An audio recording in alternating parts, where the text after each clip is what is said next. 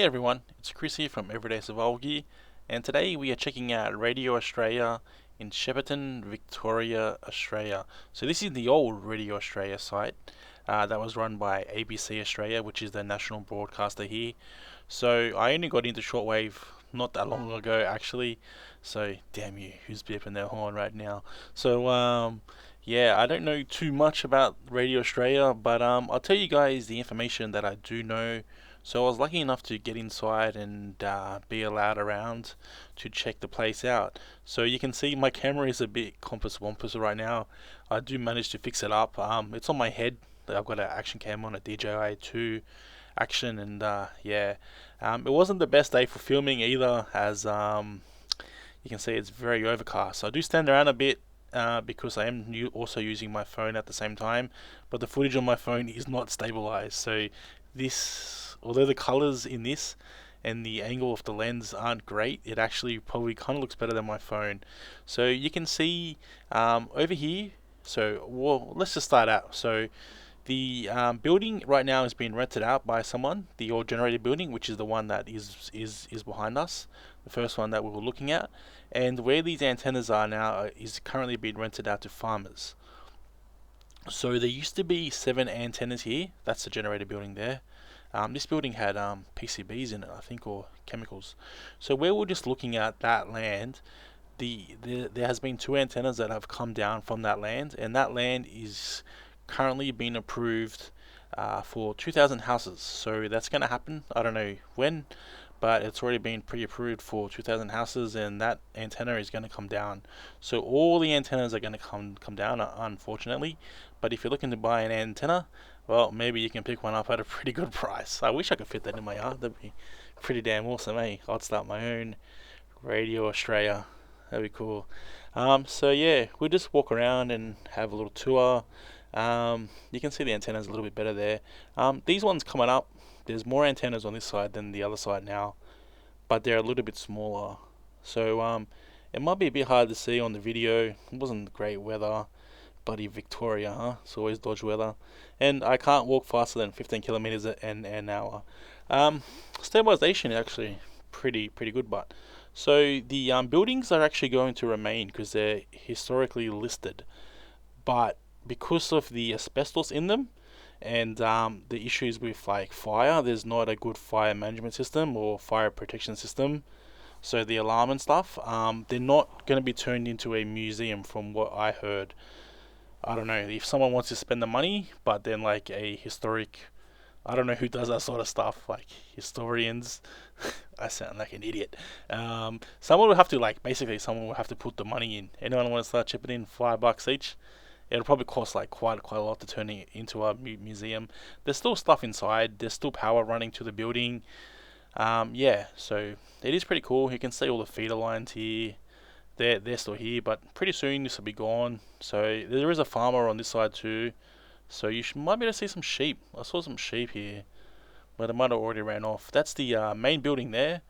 That's the building where they broadcast from and where the power comes from. Actually, talking to some people here, it was really cool. I found out, I mean, it's not cool, but I found out some old history about this place. Like that, unfortunately, when the place was just starting, someone actually got electrocuted from the not electrocuted. He actually got fried. Apparently, got burnt from the antennas because they walked out there. A engineer. So that's why there's so many signs saying caution of radio frequencies. So I guess it's like pretty serious when you're putting out that much power.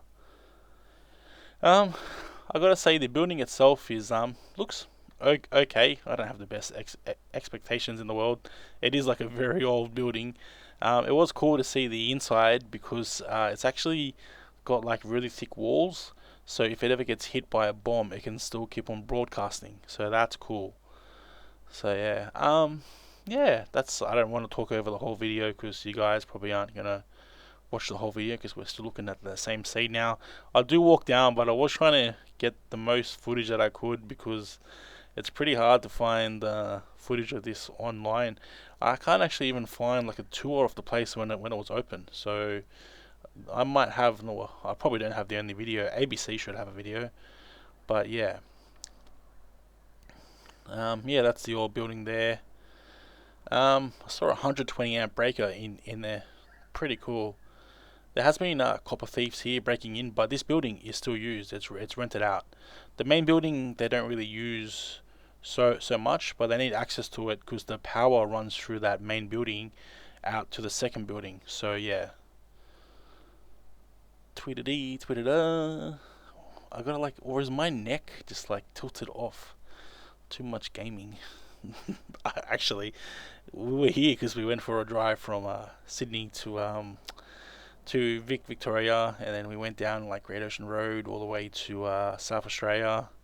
So I probably have been sitting in the car for way too long.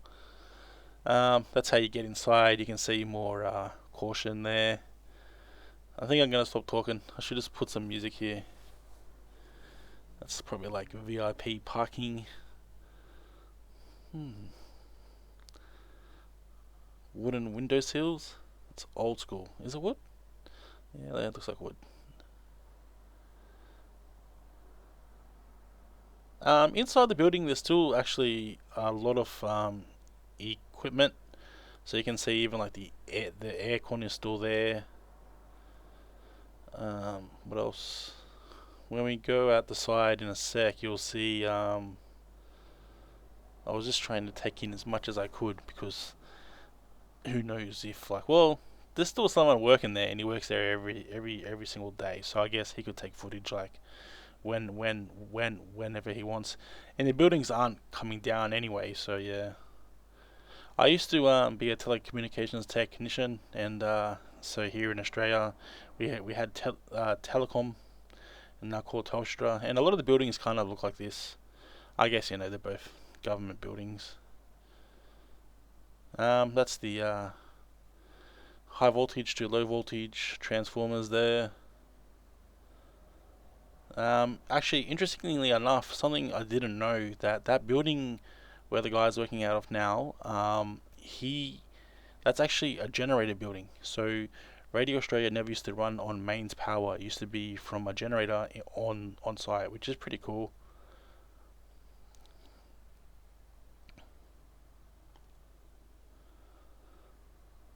So I think I got out all the information. So all I really wanted to say was that all the antennas will be gone sooner than later probably.